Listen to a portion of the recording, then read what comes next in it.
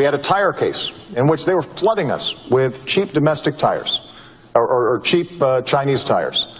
And we put a stop to it. And as a consequence, saved jobs throughout America.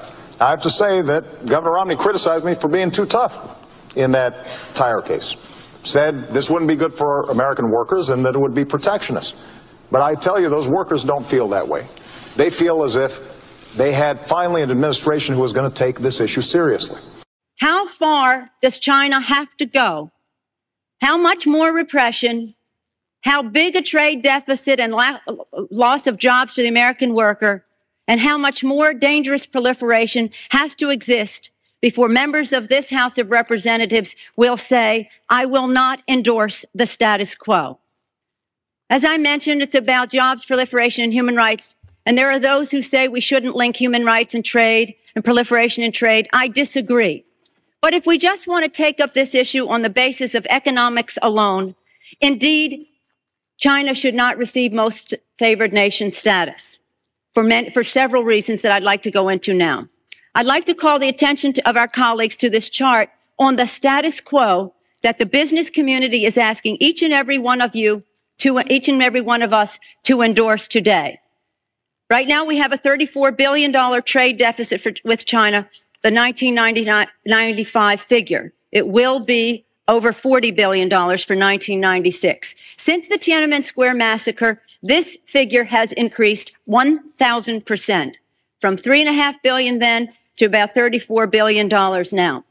In terms of tariffs, I think it's interesting to note that the average U.S. MFN tariff on Chinese goods coming into the United States is 2%, whereas the average Chinese MFN tariff on U.S. goods going into China is 35%. Is that reciprocal?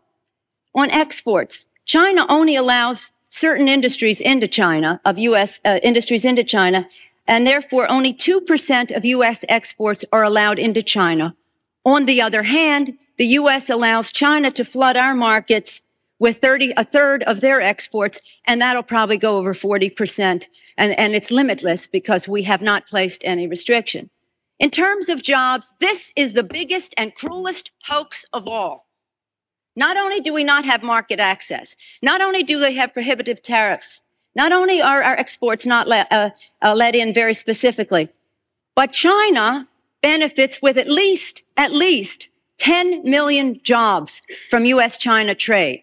The president in his statement requesting this special waiver said that China trade supports 170,000 jobs in the United States, 170,000 jobs, whereas our imports from China support 10 million jobs at least.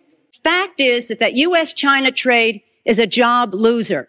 And one of the reasons that it is because well, first let me just make another point, and that is that our colleagues on the other side of this issue will say that trade with China, exports to China have increased 3 times in the last 10 years.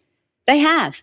But they fail to mention that imports from China have increased 11 times, thereby leading to this huge trade deficit. The other issue, in addition, if intellectual property is a $2 billion, $3 billion loss, technology transfer is in the hundreds of billions of dollars. If you want to sell to China, your products into China, the Chinese insist that you open a factory there. They misappropriate your technology, open factories of their own, and then say to you, now we want to see your plan for export. That's as simply as I can say it briefly. But the fact is, this isn't about products made in America. The Chinese want American products that are made in China. And the most serious of these transfers of technology are in the airline industry, where Boeing tail sections of the Boeing 737s were mostly made in Wichita, Kansas. Now they are made in Shen province, where workers make $50 a month.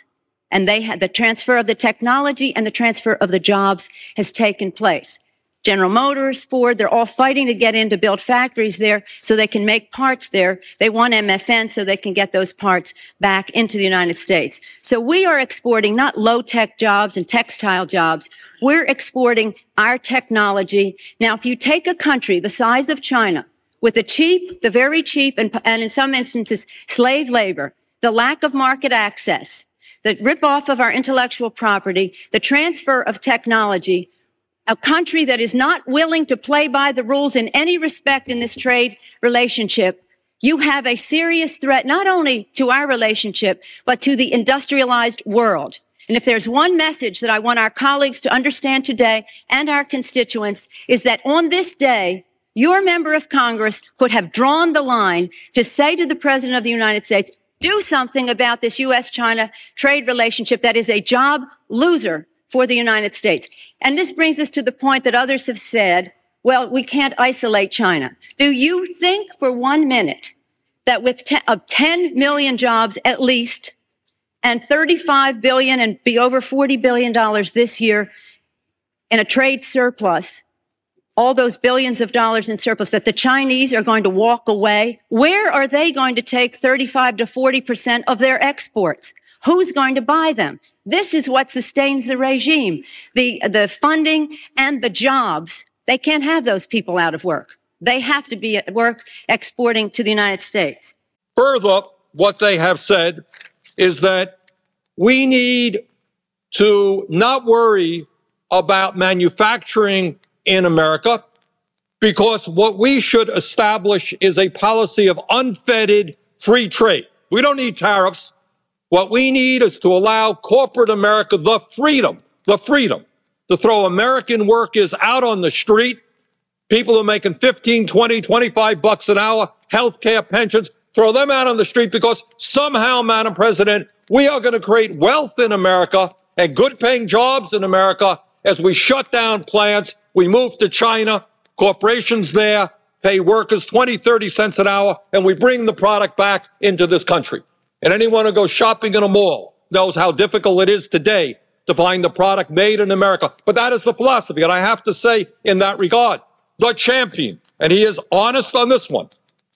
Senator McCain has been criticized recently for not being the most honest candidate we have seen in terms of his ads and so forth. He has been honest on this one. He is the lead advocate of unfettered free trade.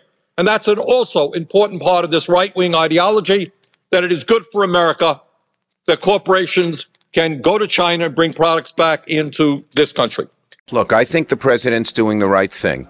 China has been taking advantage of us for two decades. They're stealing our intellectual property, which means stealing our good-paying jobs. And I, frankly, am closer on this issue, not on many, but on this issue with President Trump than I was with Presidents Bush or Obama, because they did nothing to tell China off. Now, China, of course, will respond. But if they know we're strong and we're not going to back off, they will back off. They have far more to lose than we do. They have a $300 billion trade surplus with us. So I'm looking out, number one, for jobs. You know, if General Electric moves jobs to China, they're not unhappy, but my New York workers in Schenectady are unhappy. And so you can't let the international business companies who don't give a hoot about where their factories are govern this. You have to do what's good for the American worker.